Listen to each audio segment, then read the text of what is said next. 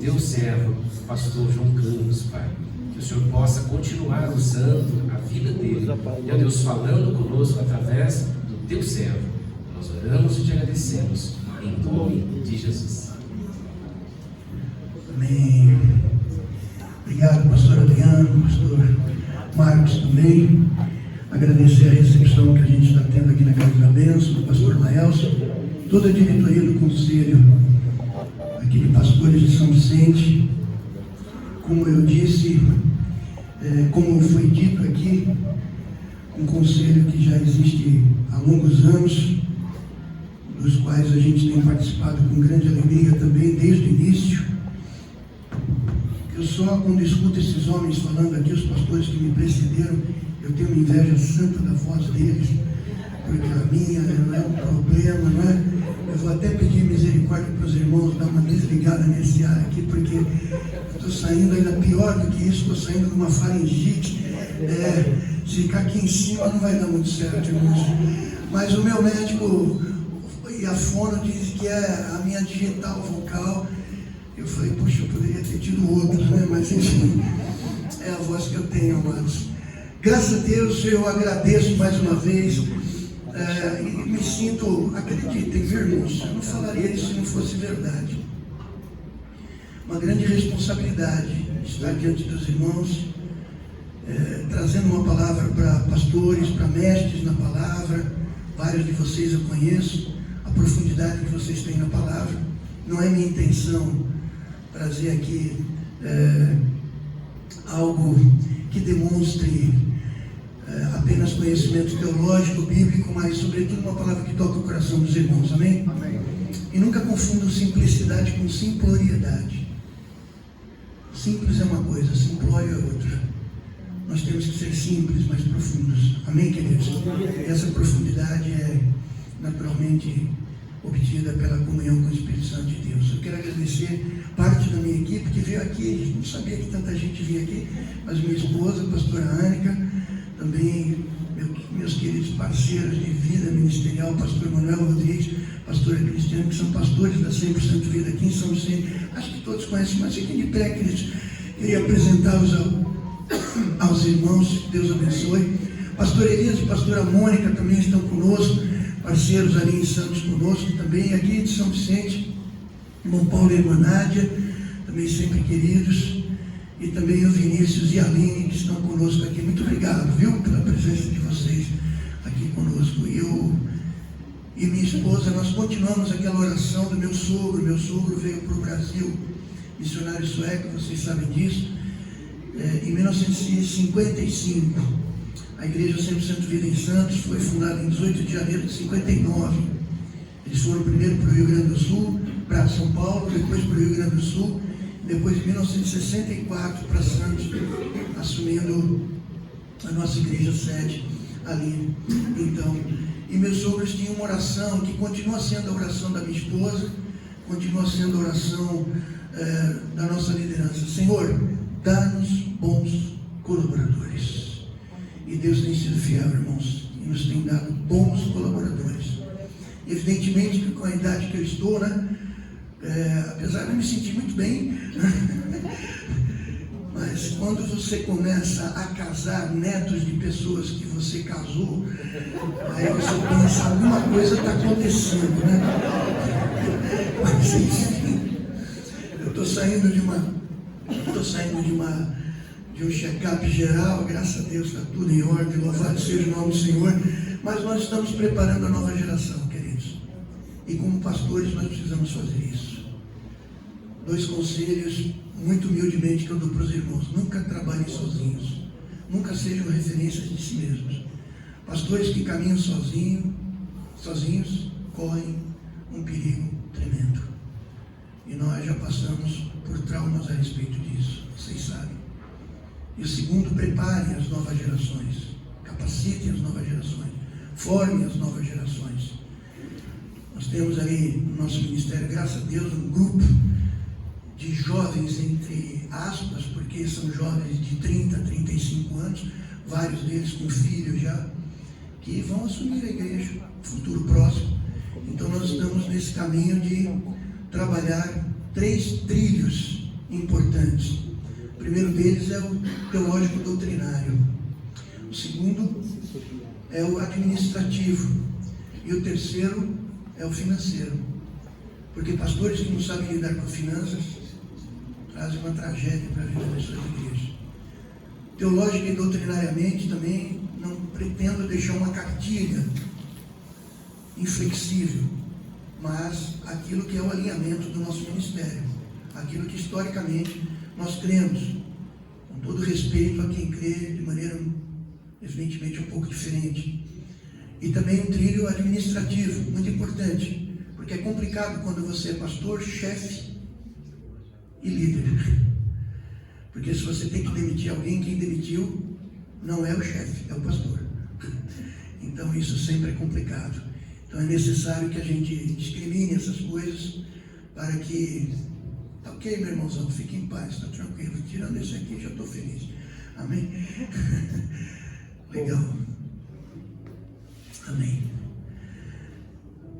Irmãos, eu também gostaria, com todo respeito aos irmãos, eu digo isso também novamente com toda sinceridade, para que os irmãos não pensem que eu tenho qualquer outra intenção ao dizer isso, mas no ano de 2017, me perdoem os meus queridos companheiros de ministério que conhecem minha história recente, sobretudo de 8 anos para cá, e tudo aquilo que a gente passou, que me credenciam a dizer com toda a convicção de vida, pelo menos pessoal, que eu não acredito mais. Não acredito, não é questão de crença, é questão de acreditar em líderes que não são mancos, em líderes que não lutaram com o Senhor, em líderes que nessa batalha não saíram feridos. E quando eu digo isso, irmãos, eu digo não apenas baseado na minha experiência pessoal, mas naquilo que eu conheço da experiência de homens e mulheres relatados nas Escrituras, na Palavra de Deus. E quando eu digo líderes mancos, queridos, eu não digo líderes deficientes. Eu digo líderes que passaram pela pedagogia de Deus. E a pedagogia de Deus atingiu sobretudo o seu Filho, nosso Senhor e Salvador Jesus, porque Jesus é o ferido que cura. Podemos dizer isso? Jesus é o ferido que cura. Amém. E aí a gente entende quando Paulo diz que nós consolamos com as consolações com as quais nós somos consolados. Paulo é meio complexo, né? Mas a gente entende isso. Só é possível consolar-nos quando passamos por essa experiência. Por isso que eu não acredito que líderes que só dizem que tem vitória, vitória, vitória, vitória, vitória, vitória, vitória, vitória, vitória, vitória. Eu não estou dizendo que a nossa vida é um altos e baixos. Eu estou dizendo que a nossa vida é de luta e superação. Luta e superação. Luta e superação. Amém, amados? Então não se frustrem quando você passa por lutas, porque aos 60 anos eu passei pela maior luta da minha vida. Quando eu já estava pensando em engatar uma reduzida, eu tive que engatar uma quinta. E eu lembrei de Josué, quando ele estava no final da sua vida, que ele queria pendurar as harpas, né? Parafraseando o salmista. E Deus deu a ele mais 5 novos reis para ele enfrentar. E ele teve vitória em todos eles, para a honra e glória do Senhor. Mas é aquilo que propõe o Senhor. Na vida ministerial não existe aposentadoria. Não existe. Eu sou aposentado do regime oficial, mas aos 60 anos, como eu disse aos irmãos, eu tive que engatar uma quinta, tomar fôlego, e para a honra e glória do Senhor, Deus nos deu vitória. Em nome de Jesus. Por isso, queridos, que lá na Igreja Centro Santo Vida, há 8 anos, nós temos trabalhado uma mentalidade da nossa liderança e dos nossos membros com uma expressão-chave: cristão servo, líder servo. A nossa escola hoje é escola de servos. Não é para forçar uma barra, claro que não, mas para a gente entender que aquele que está na obra milita, aquele que põe a mão na arada, não pode olhar para trás. Ele está ali para a semelhança do Senhor Jesus, dos grandes personagens bíblicos, para servir. Porque quando servimos, queridos, toda sorte de bênçãos vem sobre a nossa vida. Nós temos que entender isso, em nome de Jesus. Em função disso, em 2017, eu e minha esposa, estávamos trabalhando 24 horas por dia, embora eu tivesse ainda a minha atividade profissional. Eu sou arquiteto, também trabalhei na área do porto durante 38 anos, mas minha esposa é dentista, tem a sua clínica até hoje, 38 anos lá, trabalhando na clínica de bucomaxia, mas nós estávamos ali praticamente tempo integral na igreja, envolvidos, mas nós tínhamos, os meus colegas sabem disso, nós tínhamos um vazio muito grande, um questionamento, depois de tantos anos, depois de 40 anos de ministério. Eu confesso para os irmãos que eu estava passando por uma crise, não de identidade, mas uma crise ministerial, fazendo grandes questionamentos. Li um livro, O Caminho do Peregrino, que é escrito pelo Laurentino Gomes, que vocês conhecem, um historiador importante no Brasil, também daquele que passou a ser meu mentor, Osmar Ludovico, em São Paulo. E ali tinha uma dedicatória, e eu liguei para o Osmar em São Paulo e falei: estou sabendo que você vai fazer uma revisão de vida com líderes. Eu tenho 20 vagas aqui no Brasil todo, então tinha gente tudo que ali, ninguém tinha currículo, ninguém tinha título nem nada. E eu tenho uma vaga. Eu falei: olha, eu estou dentro. E eu passei lá um ano o ano de 2017 inteiro, todo sábado eu ia para lá cedinho e voltava à noite. E ali a gente fez essa que ele chamou de revisão de vida, que eu não posso naturalmente detalhar aqui. Mas a primeira coisa que o Osmar me disse quando eu cheguei, muito confuso, porque eu e minha esposa estávamos num questionamento, como eu disse, muito profundo, porque estamos ali há 40 anos, eu nunca fui de outra igreja, irmãos. Eu saí das drogas em 1978 da faculdade de arquitetura, metade dos meus amigos estavam morrendo de AIDS, outros de overdose. Eu estava naquela pegada, Deus me resgatou dentro de uma caixa d'água da faculdade de arquitetura. Um evangelista estava ali, ele entrou sozinho. Quando nós saímos, no último ano nós éramos 35 cristãos convertidos. Aquele era um evangelista, viu, irmãos? E ele me pregou o evangelho durante 1 ano e meio. Eu entreguei a minha vida a Jesus, e me rendi a Jesus em 78. E nesse ano de 2017 a gente não estava encontrando sentido, depois de 40 anos. Estávamos quase que no automático ali, sabe, irmãos? Embora pregando todo final de semana, toda semana, fazendo as nossas reuniões, atendendo em gabinete o dia inteiro, sempre que eu podia. Eu falei: meu Deus, o que está acontecendo com a gente e tal? Aí eu fui fazer essa revisão de vida. A primeira coisa que o Osmar me disse: João, lava o bebê, joga a água suja fora, mas mantém o bebê.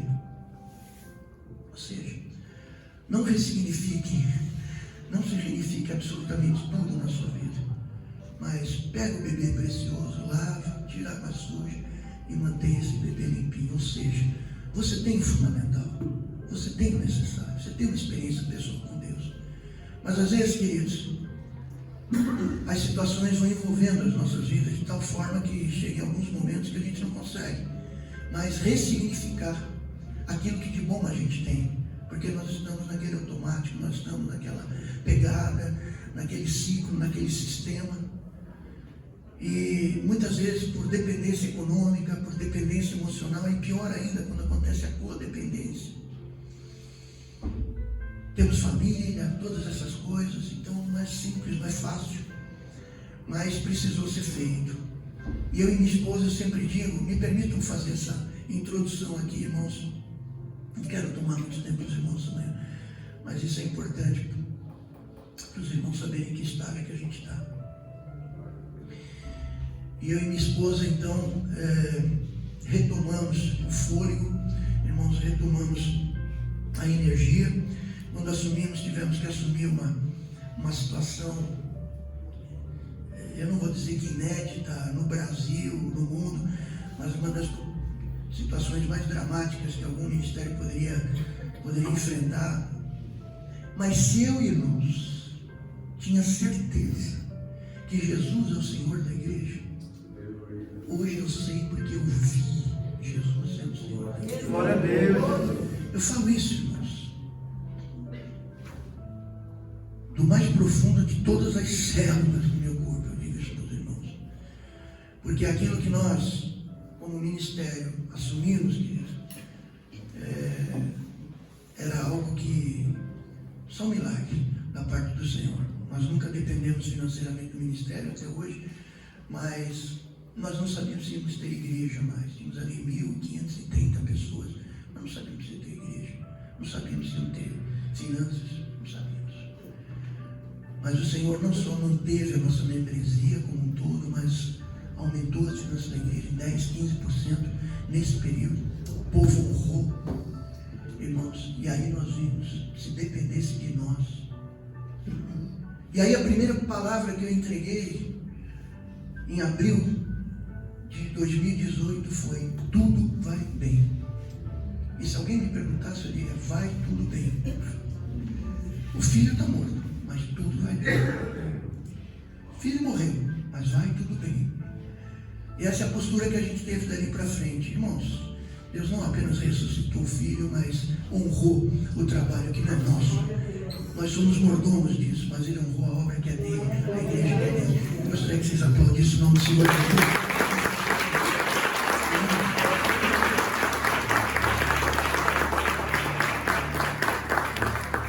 Eu queria, em função disso, ler um documento que a gente produziu naquele ano de 2017, ao final do ano. E quando eu digo isso, eu não direciono aos irmãos. Por favor, eu direciono a mim, a vocês, mas para que a gente possa fazer uma reflexão, irmãos, sincero, honesto. Temos a oportunidade de, em alguns momentos da nossa vida, nós promovermos essa ressignificação. Fazemos aquilo que Paulo nos orienta em 1 Coríntios capítulo 11, examine-se um homem a si mesmo. Não só para comer do pão e beber do cálice. Mas esse autoexame é fundamental, irmãos, para que a gente possa lavar constantemente o bebê, aquilo que nós temos de essencial, e a gente possa jogar água suja fora, constantemente. E para isso, queridos, diante do que a gente tem visto naquilo que é chamado de igreja evangélica nos dias de hoje, muita coisa boa para a glória de Deus, mas tanta porcaria também. Agora, ninguém se surpreenda, porque nós somos avisados, sim ou não? Só a gente conhecer a palavra, que a gente sabe disso. Eu falo a respeito de pastores e falo a respeito de lobos. Pastores e lobos. Não é esse o tema da minha palavra. Pastores e lobos têm algo em comum. Sabiam? Ambos gostam de ovelhas. Ambos gostam de estar perto de ovelhas. Pastores buscam o bem das ovelhas. Lobos buscam os bens das ovelhas. Pastores gostam de convívio. Lobos gostam de reuniões. Pastores vivem à sombra da cruz. Lobos vivem à sombra dos holofotes. Pastores choram por suas ovelhas. Lobos fazem suas ovelhas chorar. Pastores têm autoridade espiritual. Lobos são autoritários e dominadores. Pastores têm esposas. Lobos têm coadjuvantes. Pastores têm fraquezas. Os lobos são sempre poderosos. Pastores olham nos olhos. Lobos contam cabeças. Pastores apaziguam as ovelhas. Lobos intrigam as ovelhas. Pastores têm senso de humor. Lobos levam tudo muito a sério. Pastores são ensináveis. Lobos são donos da verdade. Pastores têm amigos. Lobos têm admiradores. Pastores se extasiam com o ministério. Lobos aplicam técnicas religiosas. Pastores vivem o que pregam. Lobos pregam o que não vivem. Pastores vivem de salários. Lobos enriquecem. Pastores ensinam com a vida. Lobos pretendem ensinar com discursos. Pastores sabem orar no secreto. Lobos só oram em público. Pastores vivem para as suas ovelhas, lobos se abastecem das suas ovelhas. Pastores são pessoas humanas, reais. Lobos são personagens religiosos, caricatos. Pastores vão para o púlpito, lobos vão para o palco. Pastores são apacentadores, lobos são marqueteiros. Pastores são servos humildes, lobos são chefes orgulhosos. Pastores se interessam pelo crescimento das ovelhas, lobos se interessam pelo crescimento único das ofertas. Pastores apontam para Cristo, lobos não suportam concorrência, apontam para si mesmos. Pastores são usados por Deus, lobos usam as ovelhas em nome de Deus. Pastores falam da vida cotidiana, lobos discutem o sexo dos anjos. Pastores se deixam conhecer, lobos se distanciam e ninguém chega perto deles. Pastores sujam os pés nas estradas, nas ruas, nos becos, nos mocós. Lobos vivem em palácios e templos. Pastores alimentam as ovelhas, lobos se alimentam das ovelhas. Pastores buscam a discrição, lobos a autopromoção. Pastores conhecem, vivem e pregam a graça de Deus. Lobos vivem sem a lei, pregando lei. Pastores usam escrituras como textos, lobos usam a escritura como pretexto. Pastores se comprometem com o projeto do reino, lobos têm projetos pessoais. Pastores vivem uma fé encarnada, lobos vivem uma fé espiritualizada. Pastores ajudam as ovelhas a se tornarem adultas, lobos perpetuam a infantilização das ovelhas. Pastores lidam com a complexidade da vida sem respostas prontas sempre. Lobos lidam com técnicas pragmáticas e usam jargões religiosos. Pastores confessam seus pecados, lobos expõem o pecado dos outros. Pastores pregam o evangelho, lobos fazem propaganda do evangelho. Pastores são simples e comuns, lobos são vaidosos e especiais. Pastores têm dons e talentos, lobos têm cargos e títulos. Pastores são transparentes, lobos têm agendas secretas, agendas duplas. Pastores dirigem igrejas, comunidades, lobos dirigem igrejas, empresas. Pastores pastoreiam as ovelhas, lobos seduzem as ovelhas. Pastores trabalham em equipe, lobos são primadonas. Pastores ajudam as ovelhas a seguir livremente a Cristo, lobos geram dependência e seguidores deles próprios. Pastores constroem vínculos de interdependência, enquanto lobos aprisionam vínculos de codependência. E aí nós recebemos uma exortação em Mateus 7,15, guardai-vos dos falsos profetas que vêm a vós disfarçados de ovelhas, mas internamente são lobos devoradores. Amém, amados? Amados, que os irmãos possam receber essa reflexão que nós fizemos durante todo o ano com relação aos nossos ministérios, de uma forma, por favor, não agressiva, mas que a gente possa repensar algumas coisas importantes para que nós não caiamos, em primeiro lugar, nas comparações, nas malditas comparações, que fazem com que gerem em nós, nas nossas comunidades, demandas insuportáveis, pela característica da nossa comunidade, pelos recursos da nossa comunidade, e nós nos sintamos obrigados a ser igual aos outros. Amém, queridos? Que Deus nos ajude a sermos verdadeiros pastores, que Deus nos ajude a trabalharmos com o povo que Deus nos tem dado, a reconhecer os seus dons e talentos naturais, dons sobrenaturais, para que possamos fazer uso disso dentro daquela perspectiva de mutualidade do corpo de Cristo, nos fortalecendo cada um para o exercício do nosso ministério pessoal, mas também para servir aos nossos irmãos. Deus precisa de nada. Jesus disse que nós estaremos servindo a Ele quando servirmos ao nosso irmão. Amém, queridos? Que Deus nos ajude. Pai, muito obrigado, Deus, por esse momento. Obrigado pela responsabilidade que eu sinto aqui de poder ministrar aos teus servos, Senhor, homens e mulheres dedicados na tua obra, Senhor, que têm entregue as suas vidas, ó Pai, para te servir, ó Deus, suportando tanta dificuldade, tantas vezes, ó Pai, mas também tendo o conhecimento, Deus, do privilégio que é podermos estar seguindo as tuas veredas, Senhor Jesus, as tuas pegadas. Nós te agradecemos. Peço agora a iluminação para a tua santa e bendita palavra. Eu faço em nome do Senhor Jesus, nosso bendito Senhor e Salvador, Pai. Amém.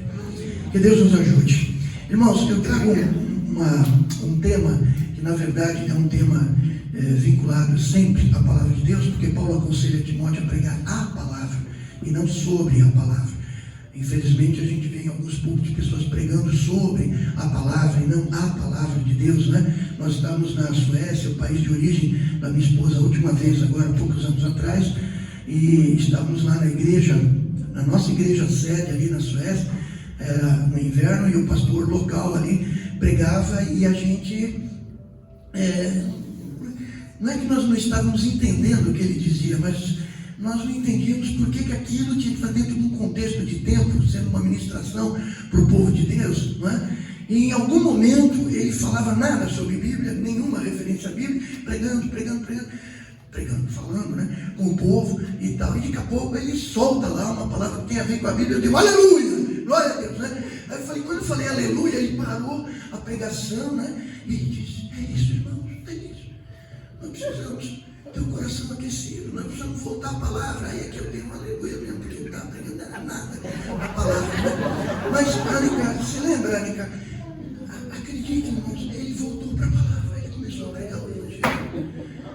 Misericórdia. Aí a gente entende porque alguns países, alguns locais estão vivendo um pós-cristianismo, que é o que a Europa está vivendo hoje. Estivemos na Alemanha também, há 2 anos atrás, 3 anos atrás, e entrávamos em algumas igrejas cristãs, irmãos, e olha, o catolicismo romano no Brasil é pentecostal, perto daquelas igrejas lá, um negócio absurdo. Graças a Deus que Deus sempre manteve um remanescente, amém, irmãos?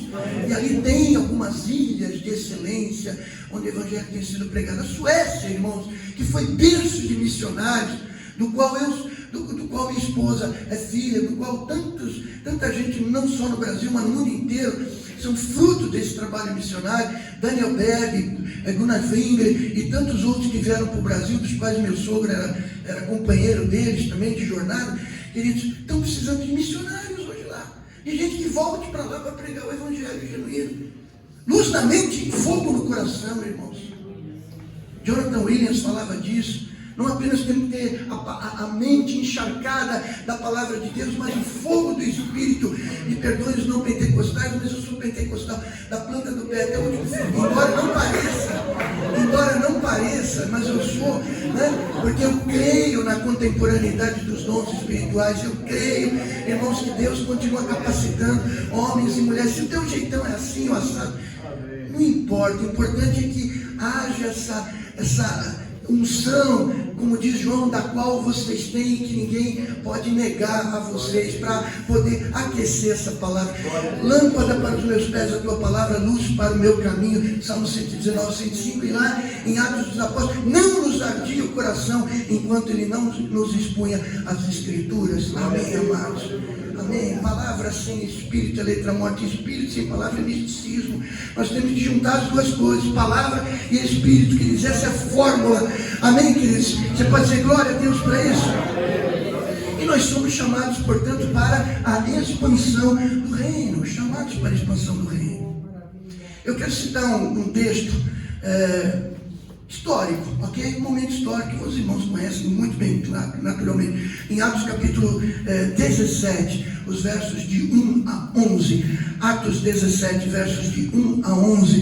Me permitam, pode passando, meu irmão. Você vai acompanhando aí, porque tem vários slides, né? Então você me acompanha aí. Tendo passado por, vamos ao texto sagrado. Tendo passado por Anfípolis e Apolônia, chegaram a Tessalônica, onde havia uma sinagoga judaica. Segundo o seu costume, Paulo foi à sinagoga e por 3 sábados discutiu com eles com base nas Escrituras, explicando e provando que o Cristo deveria sofrer e ressuscitar dentre os mortos, e dizia: Este Jesus que lhes proclamo é o Cristo. Alguns dos judeus foram persuadidos e se uniram a Paulo e Silas, bem como muitos gregos tementes a Deus, e não poucas mulheres de alta posição. Mas os judeus ficaram com inveja, reuniram alguns homens perversos dentre os desocupados e com a multidão iniciaram um tumulto na cidade.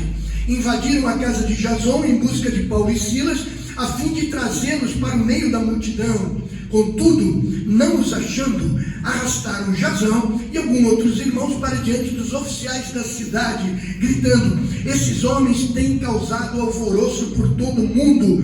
Agora chegaram aqui, e Jasão os recebeu em sua casa, todos eles agindo contra os decretos de César, dizendo que existe um outro rei, chamado Jesus. Ouvindo isso, a multidão e os oficiais da cidade ficaram agitados. Então receberam de Jasão e dos outros a fiança estipulada e os soltaram. Logo que anoiteceu, os irmãos enviaram Paulo e Silas para Bereia. Chegando ali, eles foram à sinagoga judaica. Os bereanos eram os mais nobres do que os tessalonicenses, pois receberam a mensagem com grande interesse, examinando todos os dias as Escrituras para ver se tudo era assim mesmo. Me permitam ler o verso 16 do mesmo capítulo 17 de Atos dos Apóstolos. Enquanto esperava por eles em Atenas, Paulo ficou profundamente indignado ao ver que a cidade estava cheia de ídolos. Pode dizer amém? Amém. Irmãos, Paulo aqui, como vocês sabem muito bem, estava no transcurso da sua segunda viagem missionária. Ele estava regressando à Ásia Menor, a algumas cidades que na sua primeira viagem ele havia fundado essas comunidades, essas igrejas, como nós dizemos. De Filipos até Tessalônica, Macedônia, portanto, ele leva 151 quilômetros dali, nesse transcurso que ele faz. Essa Tessalônica, que era, como vocês sabem, capital da Macedônia, quando cita em 1 Tessalonicenses capítulo 2, eu não coloquei aqui, ele cita uma expressão, que eles tiveram ousada confiança em nosso Deus na pregação do Evangelho a vocês em meio a muitas lutas. Então esse é o contexto do apóstolo Paulo na segunda viagem missionária, nesse momento especial. Ele não fica apenas aqui, vocês sabem, mas tudo diante de muita luta, não é? Portanto, queridos, não há exercício ministerial sem luta. Eu confesso para os irmãos, nesses últimos anos, quando eu passo algum período tranquilo, eu, sinceramente, isso não é brincadeira, eu pergunto para Deus: está tudo bem? Está tudo bem? Né? Porque não é que você se acostuma, é porque quando a coisa está um pouco tranquila demais, né, isso me inquieta. Eu confesso para os irmãos, porque não tem confrontação com o antirreino, queridos, que não tenha, como resultado, luta, esses embates, né? E quando o apóstolo Paulo fala nessa expansão que o Evangelho estava tendo, você pode me perguntar: mas o que isso tem a ver no século XXI, ano de 2025, na cidade de São Vicente?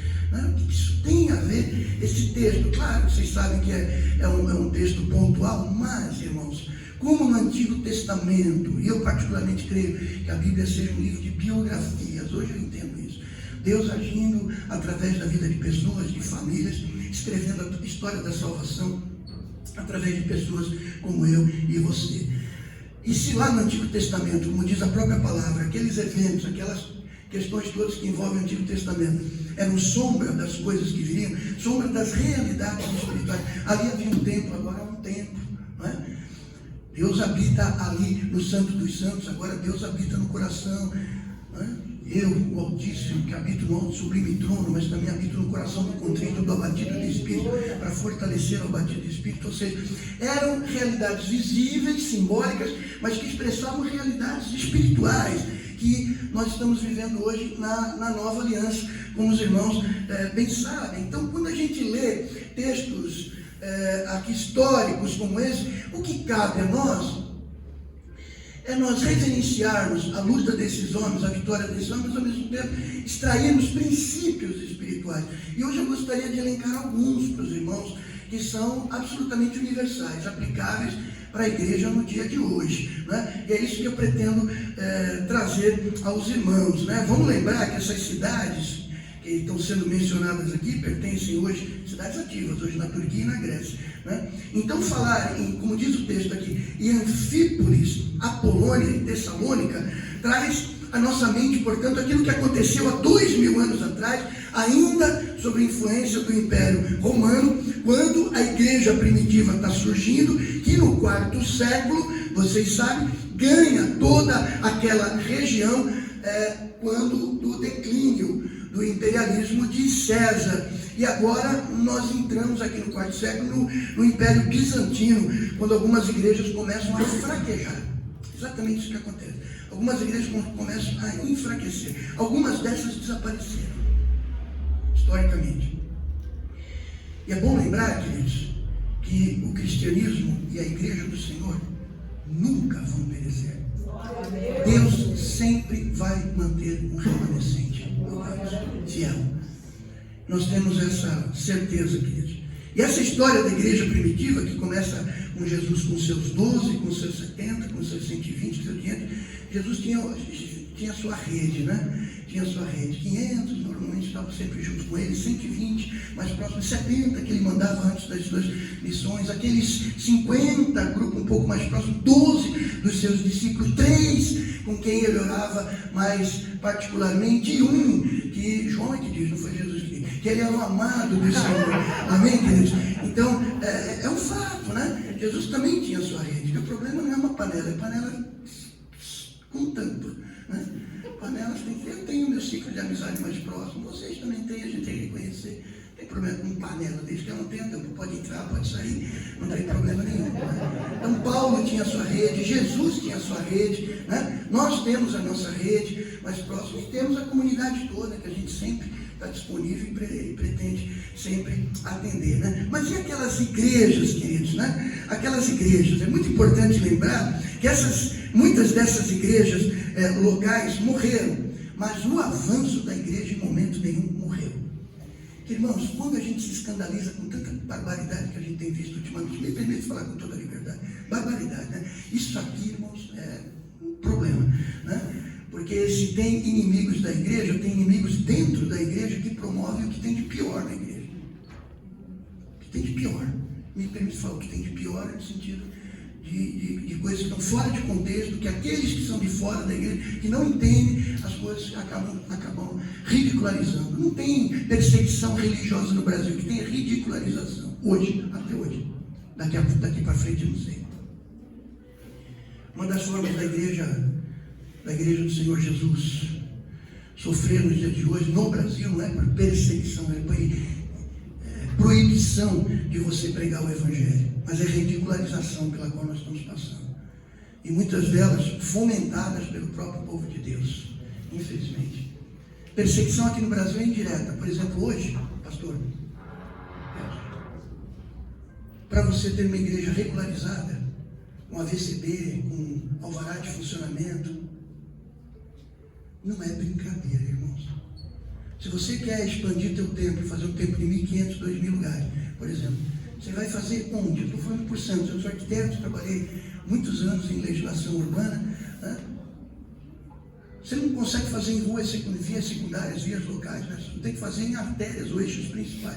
Sabe quanto custa um terreno em Santos para você fazer uma igreja de 1.200, 1.500 metros? 10, 12, 14 milhões. E depois você tem que arcar com a construção do templo. Aí eu pergunto para os irmãos, isso é uma grande limitação ou não é? Para que você cresça.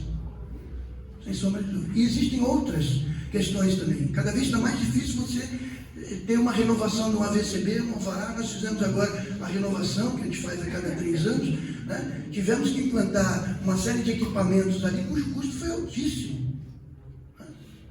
Altíssimo. Não que a gente não tivesse segurança, já tinha uma boa segurança, o templo é muito bom, a gente vai fazer outras coisas. exigência disso, daquilo, plataforma de cadeirantes, escadas de emergência, saídas a cada 10 metros, né? Corrimãos, assim, milhares que a gente já tinha, mas tivemos que fazer outros. Não é simples, não é fácil, né? Porque as exigências estão cada vez maiores. Mas eu não digo disso, eu falo da ridicularização, pelos quais as igrejas passam, mas a igreja não vai deixar de avançar por isso. Amém. Porque se nós nos reunimos nos templos, a gente se reúne nas casas também. Amém. Nós temos 50 encontros, 50 lares que recebem os nossos encontros hoje. Louvamos a Deus por isso, irmãos dedicados que pastoreiam pequenos rebanhos, né? Células agora a gente tem chamado de encontros e deixamos a estrutura um pouco mais leve, menos hierárquica, para que a coisa funcione mais, e a gente procura capacitar os líderes para que eles tenham um pouco mais de liberdade na ministração dos mesmos conteúdos que a gente envia para todas as igrejas, né? Então, louvado seja Deus por isso, mas temos que ficar atentos, queridos. A igreja de Jesus tem que estar pronta para o tempo presente até a volta de Jesus. Nós temos que ter respostas para o tempo presente, irmãos. Respostas que a gente dava 50 anos atrás não são mais possíveis hoje. Não é porque a igreja secularizou. Claro que muito é assim. Mas não é porque a igreja secularizou. Quando a gente vê a única referência de Davi no Novo Testamento é que ele serviu a sua geração e Deus o tomou. Davi serviu a geração. Então o questionamento que eu me faço constantemente, a nossa comunidade, as nossas comunidades estão servindo a nossa geração. Nós estamos oferecendo respostas honestas para perguntas sinceras que as pessoas têm feito para o dia de hoje, porque as demandas são diferentes, as pessoas são diferentes, a sociedade é diferente, os jovens são diferentes. Então é uma demanda que os pastores e lideranças têm constantemente, como responder adequadamente, sem perder a essência da palavra de Deus, que a fé vem pelo ouvir e ouvir pela palavra, e sem perder o fogo do Espírito na vida desses jovens, levá-los a essa experiência profunda. Então é exatamente como a igreja deve viver esses propósitos apostólicos do Novo Testamento nos dias de hoje, porque nós fomos chamados para a expansão do reino de Deus. Você pode ficar bem alto isso aqui comigo? Nós fomos chamados para a expansão do reino de Deus. Em Mateus 6,10, na oração de Paulo, ele diz: venha a nós o teu reino, seja feita a tua vontade, aqui na terra como no céu. Eu quero agradecer o grupo de louvor, o pessoal da técnica aí, que mandou ver aqui hoje e fez essa canção que é citada pelo Senhor: venha o teu reino, seja feita a tua vontade, na terra como tem sido feita no céu. Tem implicações seríssimas isso, irmão. Quando a gente ora, quando a gente canta isso significa que a gente vai ter que desaprender algumas coisas, me permita, pastor, desaprender algumas coisas e reaprender outras coisas, porque o tempo passa, queridos.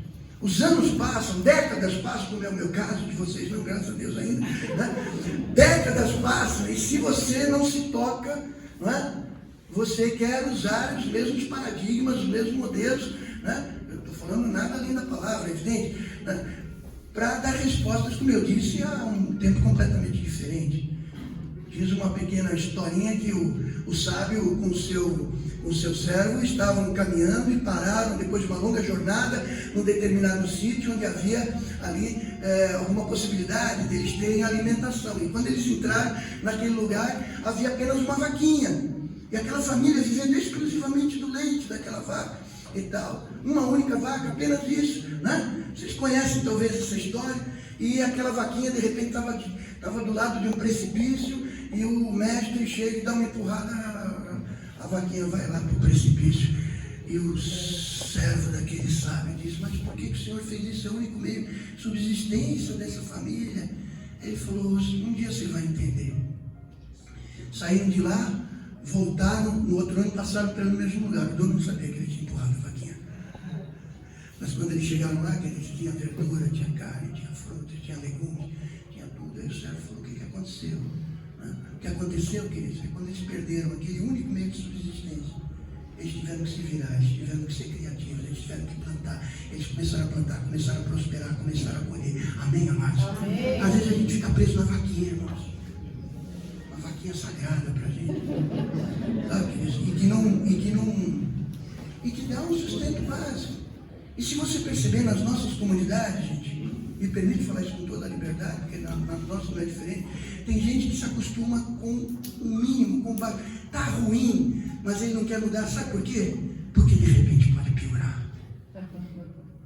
Ele tem medo de mudança, porque de repente pode piorar. Queridos, não é isso que Deus tem prometido para a gente. Eu não sou adepto da teologia da prosperidade, para mim, pessoalmente, não julgo ninguém, veio do anjo do inferno. Mas eu creio na prosperidade bíblica. Sabe o que é prosperidade bíblica para mim? É todo o recurso necessário que você precisa para fazer toda a obra que Deus te encarregou de fazer. Se você precisa de muito, Ele vai te dar muito. Se você precisar de não tão pouco, Ele vai te dar o suficiente, mas vai sobejar ainda assim. É medida recalcada, sacudida e transbordante. Abençoa não só a comunidade, a tua vida, a tua família, mas abençoa terceiros também. Agora essa prosperidade maluca, né, que está por aí, que chegou até nós, que tomou a conta de muita gente, é um pêndulo, sabe, queridos? Porque na televisão não vai nenhum que não conquistou. Só vai quem conquistou. Mas é um pêndulo. É muita expectativa, de repente muita frustração. Muita expectativa, muita frustração. Muita expectativa, muita frustração. Para a mídia não vai quem não conseguiu o que foi prometido para eles. E aí, queridos, nós temos 18 milhões de desigrejados no Brasil. O censo está aí. Acho que os conselhos publicaram isso recentemente, pesquisa do último censo, né? Em Santos se achava que tinha 44.461 que se proclama evangélico numa população de 320 mil habitantes.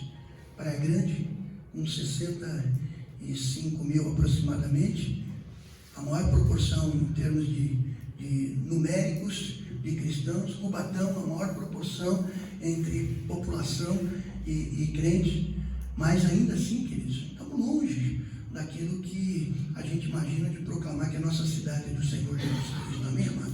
A gente pode proclamar, mas a gente tem que trabalhar. A gente tem que dar resposta para isso. Louvado seja o Senhor. Então, se você não perder, não ganha.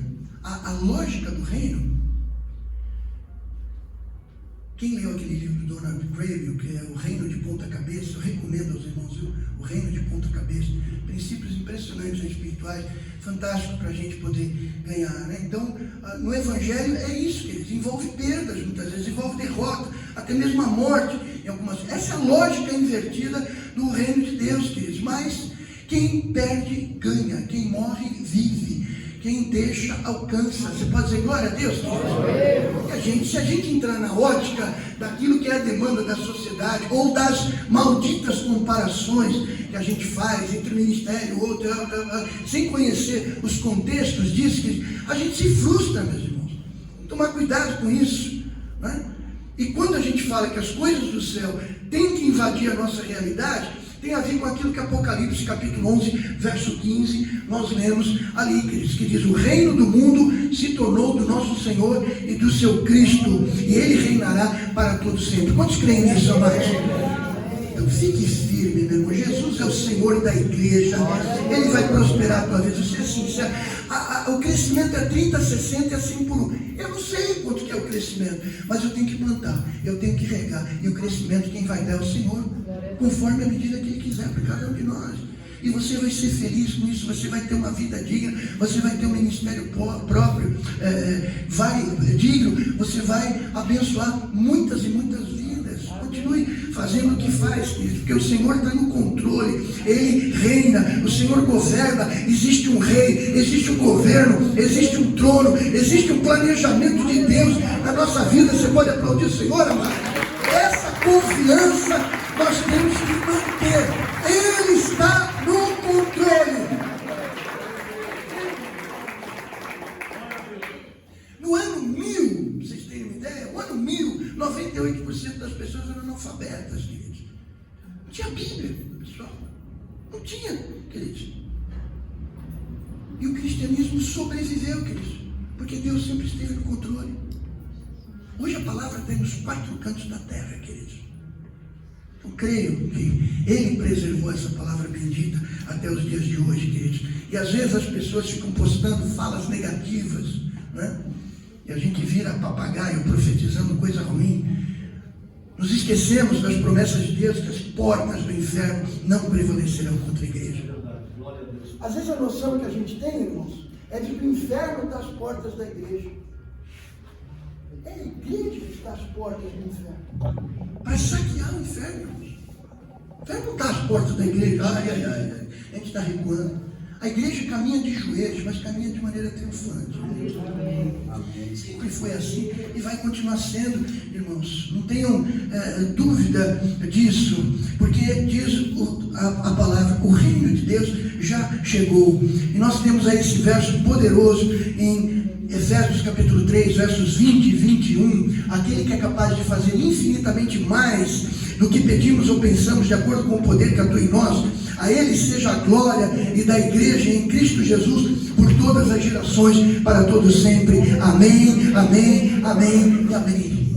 A igreja, queridos, é a última porta que muitas pessoas batem.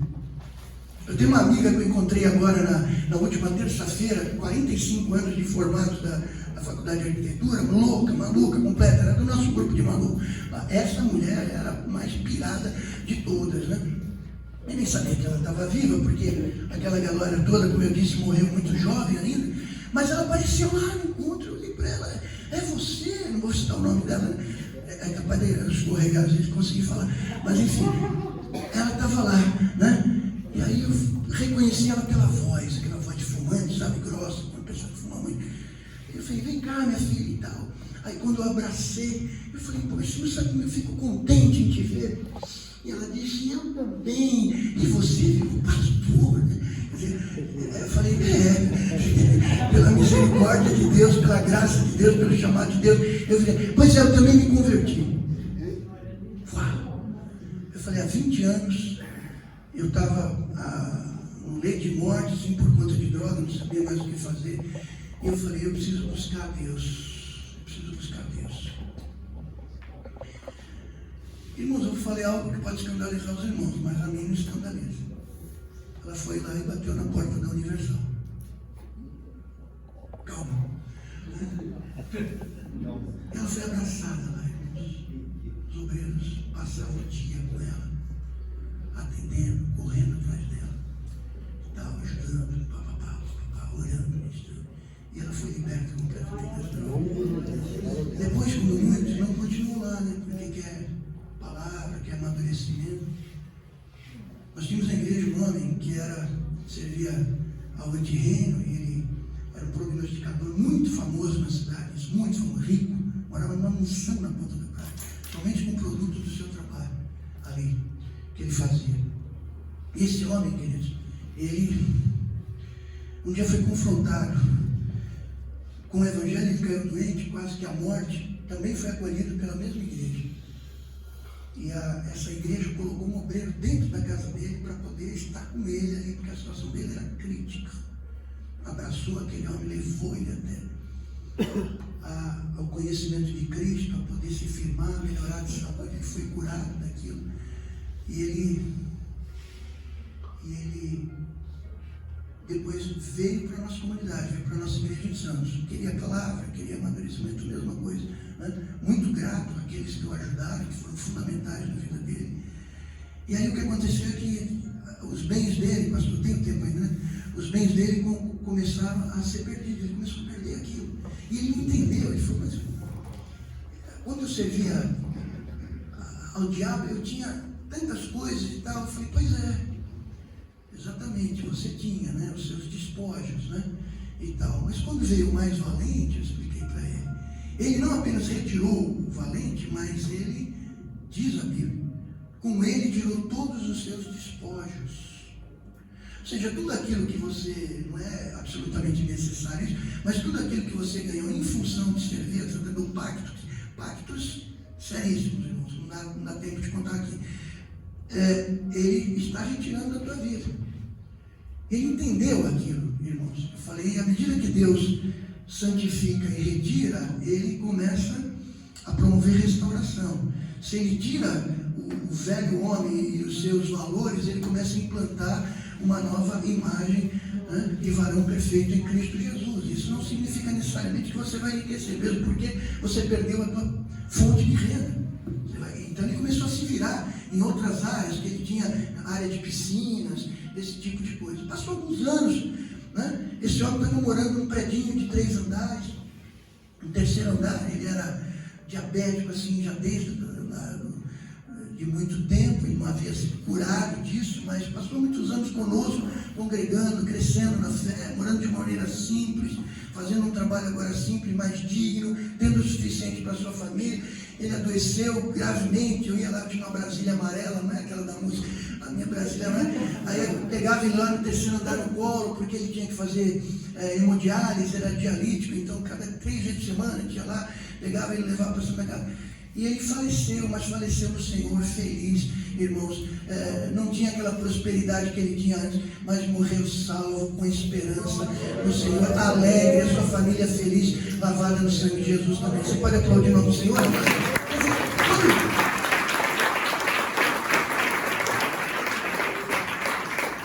E essa minha colega, que eu vou voltar nela agora, falou para mim, eu estou lá na Praia Grande, na Vila Sônia. Eu falei, nós temos uma casa na nossa, um templo nosso lá. É mesmo, tem lá na Guilhermina. Aí eu vou lá domingo, amanhã eu vou pregar lá, à noite eu vou encontrar com ela lá. Para a glória de Deus, e quem sabe ela possa congregar e amadurecer cada vez mais o Senhor. Amém, queridos? A igreja é a última porta que às vezes as pessoas batem, queridos. A gente está preparado para isso. Se o louvor for negativo, queridos, né? Se for mais funeral que festival, se a pregação, sabe, queridos, só diz que somos pecadores, que o mundo está um caos, e não apresenta uma resposta. Imagina essas pessoas que entram entre nós, que precisam estar altamente motivadas por Jesus, não se conformam com a situação atual delas, e a gente mostrando uma nova esperança em Cristo, queridos. Eu estava nessa mesma situação, 78, uma depressão de 28 dias, sem tomar banho, sem comer, meu cabelo era abaixo da cintura, fedia, e tal, aquela coisa, era rogueira, não sei o que, aquela coisa toda, e tal, mas existencialmente era um trato, irmãos, não tinha resposta. E aí o Evangelho se abriu para mim, estudei o Evangelho durante 1 ano e meio, e um dia eu estava na minha casa, nesse 22º dia de pressão, quarto sempre escuro, janela fechada, aquela coisa de meus pais desesperados. Tenho uma família ótima, graças a Deus. Rebeldes sem causa, né? Tinha razão para isso. E aí eu abri a Bíblia e li Mateus 11:28. Vinde a mim, os que estáis cansados e oprimidos, eu vos aliviarei. Tomai sobre vós o meu jugo, aprendei de mim, que sou manso e humilde de coração, e achareis descanso para as vossas almas. Porque o meu fardo é leve, meu jugo é suave. Amém, queridos? Então, no primeiro momento, Jesus dá alívio. E no segundo momento, aprender de mim, ele dá descanso. Eu tive aquele primeiro alívio, depois entrei no descanso do Senhor com o ensinamento da palavra de Deus. É isso que nós precisamos oferecer. Toda a estrutura, tudo aquilo que a gente tem, que a gente busca ter para oferecer conforto, segurança, sabe? O que é necessário para a gente desenvolver o trabalho, isso é secundário, é importante, mas é secundário. Nós tínhamos 9 comunidades espalhadas aí fora, meu sogro ainda era pastor-presidente, e a gente, me permitam dizer isso, irmãos, um bom salário, convênio médico, todo o amparo dos direitos sociais, gasolina para carro, casa alugada, templo, com todo equipamento, com tudo e tal, tudo que você imagina. As pessoas não precisavam fazer absolutamente. Quando viajava, a gente bancava tudo, como fazendo também e tal, e as pessoas diziam, preciso de estrutura, preciso de estrutura. Irmãos, meus sogros vieram para o Brasil com uma mão na frente e outra atrás. Ele era engenheiro, minha sogra era gerente de banco, se casaram, vieram para cá, nem português falavam. Eles foram aprender a falar português, irmãos, um irmão de São Paulo que era alemão, porque eles falavam também alemão, aí pelo alemão eles começaram a aprender português. A primeira pregação do meu sogro, ele falou do caminhão que leva para o céu, era o caminho, mas ele falou caminhão que leva para o céu, né? Mas, queridos, Deus começou e Deus fez crescer. Diga comigo, e Deus faz crescer. E não tinha estrutura, a casa deles era uma casa, irmãos, que eu vou te contar, era centenas de baratas subindo para a parede à noite, aqueles acordavam com barulho, aquela coisa de louco. Em Santa Rosa moraram em casa cujas tábuas não tinham nem um mata-junta ali, aquele frio miserável que eles passavam lá, mas eles tinham o brilho do Senhor, do Espírito no coração, avançaram, ganharam centenas, se não milhares de almas, construíram 2 igrejas em Santa Rosa, depois vieram para São Paulo, a Igreja Batista de Água Rasa está lá, né? Construíram Santos, depois outros templos também, que eles vieram com uma mão na frente e outra atrás. E a gente precisa de estrutura. A gente precisa de luz na mente e fogo no coração. Até os dias de hoje. Você pode ter o que você quiser de estrutura. Eu também gosto de evento, isso, aquilo, ali, não tem problema nenhum. Mas você não pode perder a perspectiva daquilo que é essencial. Constantemente lava o bebê e joga água fora, viu, irmãos? Para a gente não achar que essa craca que vai se formando é importante. Quem trabalhou em navegação como eu sabe que o casco do navio, volta e meia, tem que entrar em dique seco para você poder tirar aquelas cracas. A craca fura chapa de aço de 2 polegadas, irmãos. Com os anos. E impede a boa navegabilidade. Nossa vida não é diferente, somos um barco aí. Irmão, se a gente não tirar essas cracas volta e meia, a navegabilidade da nossa vida é prejudicada, irmão. Entra no dique seco de vez em quando, vai para o teu lugar secreto, que a gente vai todo dia, mas dá uma reconsiderada, às vezes, para você dizer, meu Deus, o que tem na minha vida que precisa ser tirado fora? Mantenha aquilo que é essencial, Senhor, na minha vida, para que eu não perca o foco, para que eu não perca a direção desse caminho, que o meu não vá nem para o acostamento da esquerda, nem para o acostamento da direita na minha vida. Que Deus nos ajude, irmãos. Eu preciso correr, me perdoe, pastor. Oi? Alguns pontos, alguns princípios. Eu vou ser rápido agora, senão a coisa vai longe. Vamos lá. Primeiro, somos enviados para transformar cidades. Diga comigo. Enviado para transformar cidades. Havia oposição onde Paulo estava, onde os seus estavam, e é lá que eles foram. Meu irmão, Deus não está te mandando para Tarsis, Ele está te mandando para Nínive. Nínive é um lugar de confronto. Tarsis é um lugar de conforto. Quando você tem confronto, você diz, opa, aqui é o lugar que eu estou. Eu poderia ter ido para a Suécia, ter ido para os Estados Unidos, ter ido para a Itália, eu sou italiano, ter ido para a Itália, e tantos outros lugares, até para viver esses últimos dias da minha vida de conforto. Eu digo, não, o meu lugar de confronto é aqui. Não que eu seja melhor que ninguém, mas é onde eu sinto que está aqui o meu desafio. Amém, queridos? Você precisa estar onde tem desafio. Não queira se acomodar, sabe? Mas nesse local de desafio, você vai experimentar o que você não vai experimentar no lugar de conforto. É ali que o Senhor vai te dar as grandes vitórias. Deus não faz acepção de pessoas, mas Deus faz acepção de atitudes. Sim. De atitudes Ele faz acepção. Até para que a gente possa fazer a diferença. Amar as pessoas. E colocá-los em certos locais para a gente reverter a situação. Cidades foram destruídas pela falta de um justo sequer. E nós temos muito mais do que um. Deus poupou aquela cidade e vai poupar as nossas cidades também, em nome de Jesus. Em 1 João capítulo 2, 20, eu já citei, vocês têm a unção que procede do santo e todos vocês têm conhecimento. Sim ou não? Amém. Quando você fecha os teus olhos, quando você dobra o teu joelho, que você fecha os teus olhos para orar, você não sente aquilo que no Antigo Testamento chama de um fio de prata. Aquele fio de prata que liga a tua consciência com a consciência de Deus.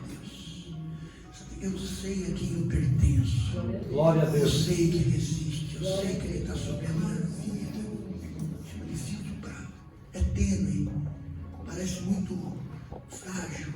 Mas é o que conecta a nossa consciência à consciência de Deus. Paulo diz em 1 Coríntios capítulo 2, no último verso, mas nós temos a mente de Cristo. Porque as coisas de Deus só são reveladas se Deus a revelar. Pelo nosso próprio conhecimento a gente não tem condição, mas Deus tem revelado.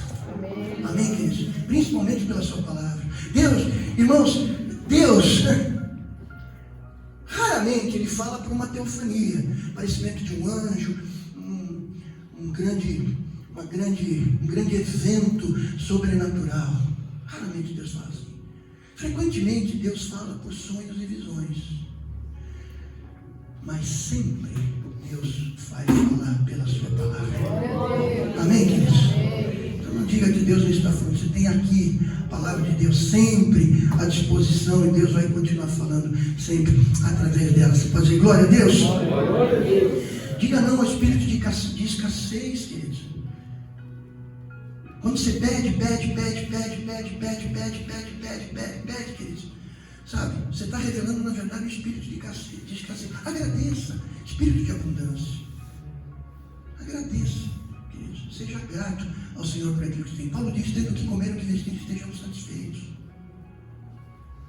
Você pode ter muito mais? Claro que pode, não é pecado nenhum e Deus não condena. Mas a satisfação vem quando você come e aquilo dá conta do que você precisa, sim ou não?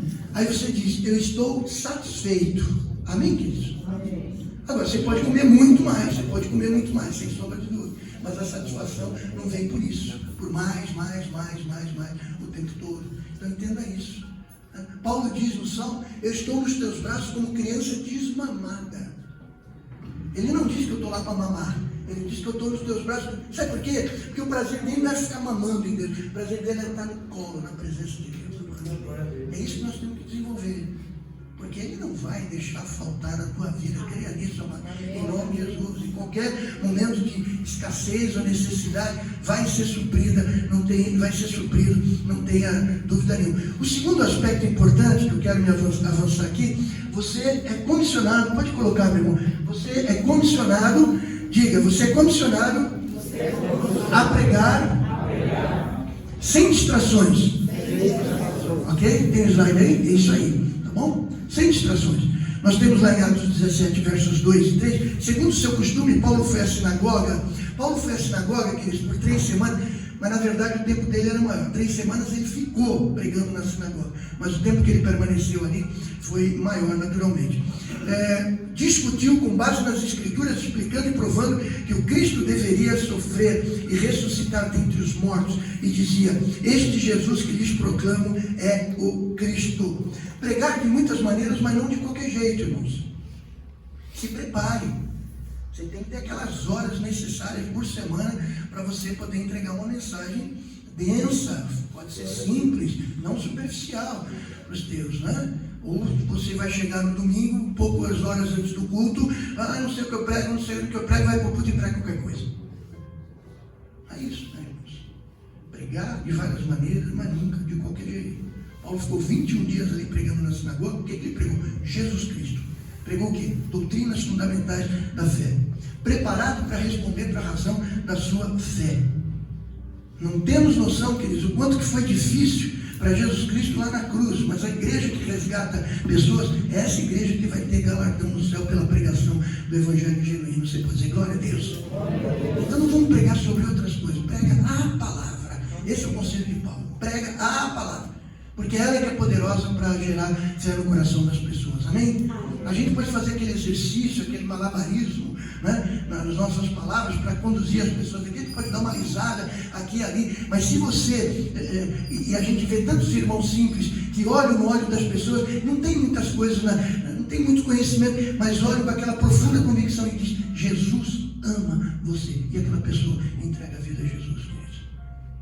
Nós precisamos, sem distrações, queridos, focar-nos naquilo que é de fato essencial. Em terceiro princípio importante, né, somos convidados a celebrar os resultados da colheita. Vamos repetir isso? Somos convidados a celebrar os resultados da colheita. Mas os judeus ficaram com inveja. Reuniram alguns homens perversos dentre os desocupados com a multidão e incitaram um tumulto na cidade. Invadiram a casa de Jasón em busca de Paulo e Silas, a fim de trazê-los para o meio da multidão, diz a palavra. Então, a gente não pode esperar que os acomodados trabalhem conosco. Muita gente acomodada. Pastores, dá trabalho para quem tem muito que vai sair. Aquele que faz nada não vai fazer. Desculpa, mas é o que a gente percebe. Eu não quero que você transforme alguns dos teus membros em canivetes suíços, né? Faz tudo. Mas é importante você ter essa percepção. Acomodados estão parados, tem resistência. Os religiosos são os que incomodam a igreja que evangeliza. Se incomodam com isso, né? Querem ficar ali do jeitinho deles, montar as 3 tendinhas e ficar por ali, né? E são críticos. Você conhece algum busto esculpido por um crítico? Existe homenagem a críticos. Você conhece líderes que influenciam. Esses ficam para a história, esses deixam legado. Mas o nome dos críticos deles se conhece? Portanto, muitas vezes minha esposa me exorta muito isso. João, aguenta as pontas. Porque a gente sofre crítica e tal, muitas vezes agressões, mesmo verbais, importantes e tal. Isso abate a gente, sim ou não, irmãos? Abate. Sabe, queridos, o pastor Emil, uma vez conversando isso com ele, o pastor Emil, ele disse: João, são tijolos soltos. Não pertence à igreja do Senhor, não pertence à nossa comunidade. Vai seguindo, mas pode ser que uma hora eles discorrem e não permaneçam entre nós. Porque são críticos, queridos. Pessoas que não estão trabalhando, mas sabem como tem que fazer as coisas. Promovem fake news, não usam o seu próprio nome, mas disseminam fofoca, enquanto que há outros focados. Esses religiosos desocupados sempre vão estar entre nós, queridos, e nós temos que discernir isso, para podermos trabalhar com aqueles que estão afim, amém, irmãos? Às vezes 4, 5, 6, 10 te perturbam a vida, perturba a tua paz, perturba a tua consciência, quando você tem tanta gente em volta de você, aí você gasta tempos, horas de gabinete, horas, de repente aquela pessoa não está mais com você. Certa vez um pastor de uma igreja em Santos, você conhece a pessoa tal? Eu falei: conheço, claro que conheço. Ele falou: ela falou muito mal do senhor aqui para mim, viu? Por isso que eu estou lhe ligando. Eu lhe conheço. Eu falei: é mesmo, essa pessoa que eu mais atendi no gabinete da minha vida até hoje. Chegou o processo, a gente, libertação, trabalho. Toda semana estava lá durante anos. De repente saiu e passou a falar mal de mim, não sei porquê. Encontrei com ela na rua outro dia. Oi, pastor, você anda falando mal de mim, né, meu irmão? Eu com a minha esposa. Ela falou: não, eu acho que eu sou bipolar. Eu falei: então se trata. Não fale mal assim, porque não é legal. Você sabe o que a gente fez juntos, você sabe o trabalho que a gente tinha, né? Você sabe como é que você foi recebido, o que Deus fez na tua vida, né? Ah, eu sei, pastor, e tal. Mas nos reconciliamos. Uma semana depois ela faleceu. Mas graças a Deus que eu tive aquele encontro com ela. Louvado seja o nome do Senhor. Em quarto lugar, em quinto lugar, perdão, queridos.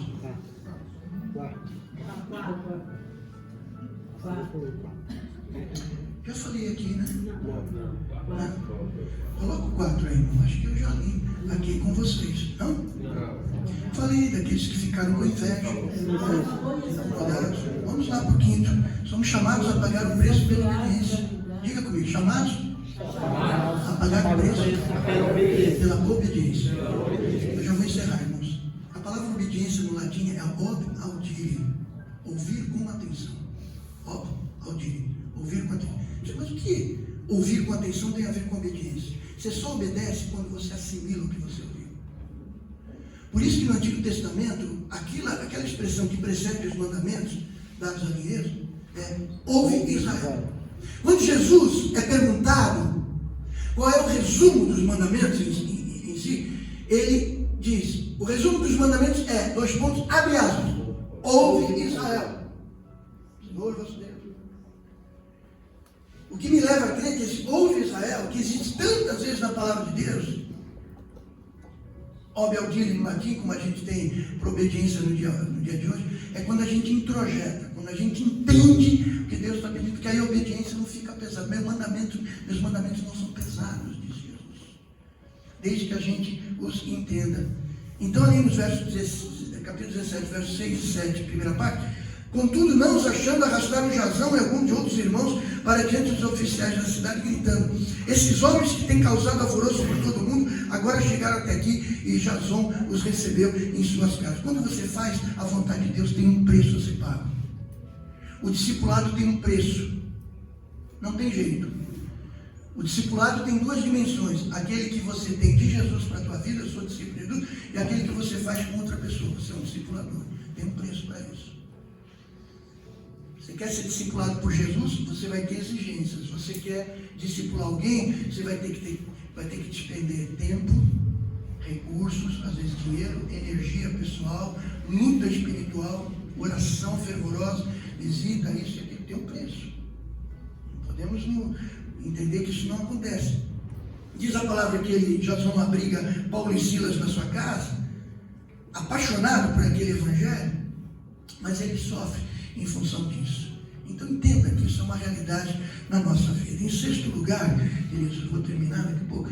Sexto lugar, né, diz que nós somos desafiados a estar disponíveis, prontos para aceitar esses novos desafios. Vamos ler juntos? desafiados a estar disponíveis e prontos para aceitar novos desafios. Não tem idade para isso, viu, meu irmão? Não vai puxando o freio de mão, não vai engatando uma reduzida. Vai até o último dia. Uma vela, quando ela está desse tamanho, o tamanho da chama é o mesmo quando estava lá no início, viu? Acende uma vela e deixa ela acabar. Ela continua com o mesmo tamanho de chama. Só no finalzinho, o pavio está fumegando, né? Mas quando não tem mais nada ali praticamente, senão ela mantém aquela chama no mesmo tamanho. Logo que anoiteceu, os irmãos enviaram Paulo e Silas para Beré. Chegando ali, eles foram à sinagoga judaica. Um ministério que começa e nunca acaba. Ele tem etapas. Teu ministério vai até o último dia da tua vida. Amém? Você pode se aposentar, você pode ser jubilado e tal, mas o ministério você não vai perder. Ele vai continuar presente na tua vida. E sempre vai ter características importantes. Pode colocar, meu irmão. Diga comigo. Perseguição, avanço e descanso. Ah, eu estou na fase do descanso. Não, peraí, queridos. Daqui a pouco começa um outro ciclo. Perseguição, avanço e descanso. Amém, queridos? Esse é cíclico, esse negócio. Né? É cíclico isso. Sempre há, repita comigo, uma luta, uma trégua e uma expansão. Característica dessa viagem missionária de Paulo, que é paradigmática para a nossa vida espiritual, para o nosso ministério. Sempre vai haver uma luta, uma trégua e uma expansão. Em sétimo lugar, queridos, somos convencidos a reagir contra o pecado. Pode colocar, meu irmão. Pode colocar. Repita. Convencidos a reagir contra o pecado. Se você não gosta de repetir, né? Porque os membros falam, não gosta quando o pastor não é um castigo que ele está tendo aqui. Não tem problema, estou brincando com os irmãos. Por isso discutia na sinagoga com judeus e com gregos tementes a Deus, bem como na praça principal, todos os dias, com aqueles que por ali se encontravam. Paulo agora vai para Atenas, aquele verso 17 que nós lemos. 30 mil ídolos, dizem alguns historiadores, que havia na cidade de Atenas. Se você pegar Flávio José, ele diz que existia, ele usa uma força de expressão, um ídolo para cada habitante, né? E era uma metrópole aquilo ali. Havia até um altar para o Deus desconhecido. Tem uma história muito interessante a respeito disso, vocês devem conhecer. Porque de repente tem algum que a gente não sabia, né?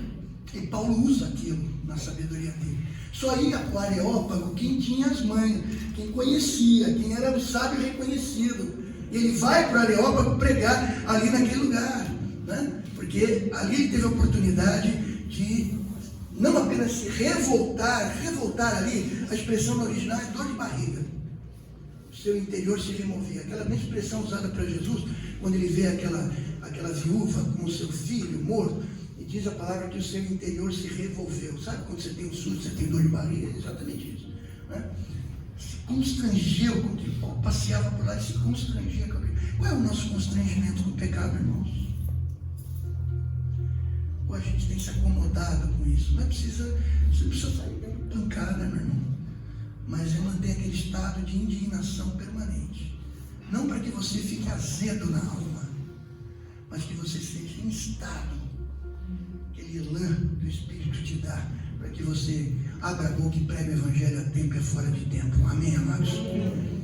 E finalmente, em oitavo lugar, me desculpe tantos itens assim, mas o texto permite isso, eles estavam preparados para aproveitar com sabedoria cada oportunidade. Diga comigo, Senhor, eu quero estar preparado para aproveitar com sabedoria cada oportunidade que eu tiver. Então levaram uma reunião do Areópago, quando eles perguntaram, podemos saber que novo ensino é esse que você está anunciando?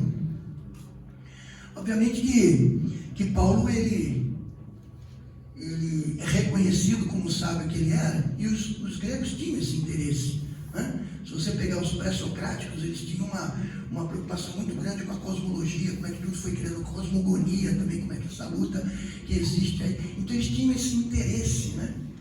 E Epimênides, Paulo lembra disso, desse discurso, quando ele fala, 400 anos antes de Cristo, quando começa a filosofia grega em Tales de Mileto, Epimênides diz, porque nele vivemos, nos movemos e existimos.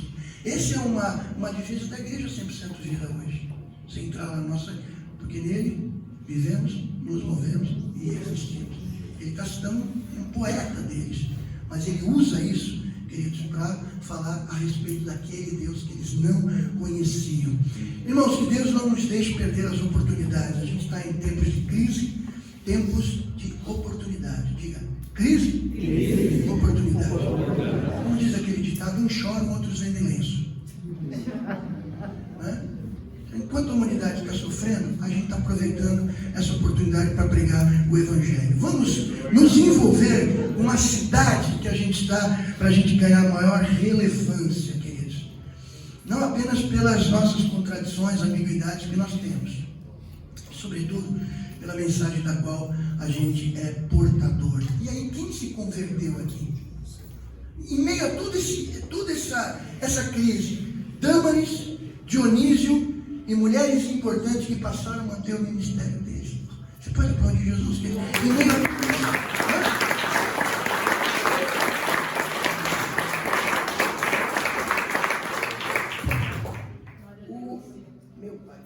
o reavivamento chegou ali. E o reavivamento, ou avivamento, não é para os indiferentes, é para os apaixonados pela igreja.